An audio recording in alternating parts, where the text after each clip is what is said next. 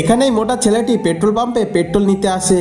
তারপরে সে যখন পাম্পে হাত রাখে তখন পাম্প আপনি থেকে টাকার বান্ডিলে পরিণত হয়। তখন সেখানে পাম্পের মালিক এসে বলে, আরে ভাই আমার পাম্প কোথায় গেল আর এখানে এতগুলো টাকা কি করে আসলো? তখন মোটা লোকটি বলে, আরে ভাই আমি কিছু জানি না, আমি পেট্রোল নিতে এসেছিলাম, তারপরে যখন পাম্পের উপরে হাত রাখি আর পাম্প তখন আপনি থেকে গায়েব হয়ে যায় আর সেটা টাকার বান্ডিলে পরিণত হয়। মালিক তখন বলে, আরে ধোকাবাজ, আমাকে দেখে কি তোর পাগল মনে হয় আর আমার কপালে কি পাগল লেখা আছে? তারপরে সিকিউরিটি গার্ডকে বলে, এই চোরটা আমাদের পাম্প মেশিন গায়েব করে দিয়েছে, এখনই এই চোরটাকে ধরে নিয়ে গিয়ে বন্দি করে রাখো আর এই নকল টাকাগুলো ডাস্টবিনে ফেলে দিয়ে এসো। মালিকের আদেশে তারপরে ওই সিকিউরিটি গার্ড ওই মোটা লোকটিকে ধরে নিয়ে যাওয়ার জন্য ধরে। মোটা লোকটি তখন সিকিউরিটি গার্ডকে ছোয় আর সিকিউরিটি গার্ড সঙ্গে সঙ্গে টাকার বান্ডিলে পরিণত হয়। তারপরে পাম্প মালিককে ছুতে যায়, মালিক বলে আমাকে একটুও ছোবে না, কিন্তু এরপরে তাদের সাথে যেটি হয় তা দেখার আগে এই সুন্দর ছবিটিকে ভালোবেসে ভিডিওতে লাইক করে চ্যানেলটি সাবস্ক্রাইব করো। তারপর এই জাদুকার লোকটি পাম্প মালিককে 1 বান্ডেল টাকা দেয় আর বাকি টাকাগুলো বস্তায় ভরে নিয়ে চলে যায়।